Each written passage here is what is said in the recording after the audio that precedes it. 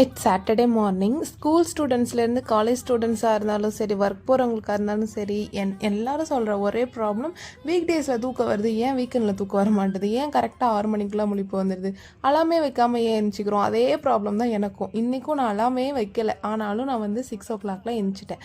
சரி, ஓகே, எழுந்தோன்னு சொல்லிட்டு ப்ரொடக்டிவாக ஏதாவது வேலை பார்ப்போன்ட்டு நான் ஃபோன் அவ்வளோவா யூஸ் பண்ணல. மார்னிங்கே வந்து இருக்கிற வேலையெல்லாம் முடிச்சுட்டு ஆஃப்டர்நூனுக்கு மேலே ஒர்க்கெல்லாம் இல்லாமல் ஃப்ரீயாக இருக்கணுன்ற எண்ணம். அதனால வந்து காலையிலே எல்லா வேலையும் முடிச்சுட்டு, நாளைக்கு தைப்பூசன்றதுனால வீட்டில் இருக்கிற பாதி வேலை வந்து இன்றைக்கே முடிச்சுட்டேன். ட்ரெஸ் வாஷ் பண்ணுறது, பால்கனி க்ளீன் பண்ணுறது, அப்புறம் ரொம்ப நாளாக யோசிச்சுட்டு இருந்து செடி நடணுன்ற வேலையும் இன்றைக்கே நான் முடிச்சிட்டேன். இன்றைக்கி சாப்பாட்டுக்கு வந்து அந்தளவுக்கு நான் எதுவுமே மார்னிங் பிரேக்ஃபாஸ்ட் எடுக்கலை, பிரெஞ்சாக சாப்பிட்றலான்னு சொல்லிட்டு ப்ரெக்கோலி வாங்கிட்டு வந்திருந்தேன் நேற்று. அதுதான் இன்றைக்கி ட்ரை பண்ணேன். ஆனால் சுத்தமாக எனக்கு பிடிக்கல ப்ரெக்கோலி. நீங்கள் யாராவது ப்ரெக்கோலி நல்லா செய்வீங்க அப்படின்னா அதை கமெண்ட்டில் சொல்லுங்கள், எப்படி அதை பண்ணணும். இல்லை நான் தான் செய்ய தெரியாமல் செஞ்சுட்டேனான்னு தெரில. வீடியோ பிடிச்சிருந்தா ஃபாலோ பண்ணிக்கோங்க. பாய்.